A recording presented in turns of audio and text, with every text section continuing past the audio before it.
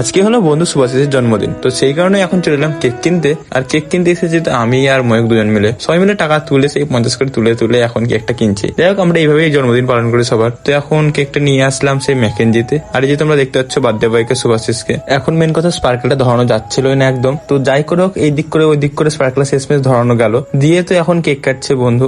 আর cake take কাটার পরে এখন আমাদেরকে সবাইকে খাইয়ে দিল। আর আমরা তো যখন কেকটা খাচ্ছিলাম তখন তো একদম সামনে দেখতে পাবো দুটো সারের মধ্যে লড়াই লেগে গেছে। তো ভয়ই লাগছিল কখন এসে গুতিয়ে না দেয়। যাই হোক, তারপর তো ওখানে সারা কিছু করেনি। এখন চলে এসেছি দোকানে। এখন এখান থেকে কিনছি প্যান ফ্রাই মোমোটা প্যাক করা হয়ে গেল দিয়ে সীমার কাছ থেকে 4টে চিকেন রোল, 2টো এগ চিকেন রোল নিলাম। আমরা সব বন্ধুরা মিলে খাবো তাই। আর বন্ধু সোমনাথ খাবে পুরো নিরামিষ, সেই জন্য আমাদের এখানে একটা পুরো নিরামিষের বিরিয়ানির দোকান আছে। তো সেইখান থেকে ওর জন্য নিরামিষ বিরিয়ানি আর সোয়া চাপ নেওয়া হলো। তো ওটা নিয়ে চলে এলাম এখন ম্যাকেনজিতে, সবাই মিলে খাচ্ছি এখন।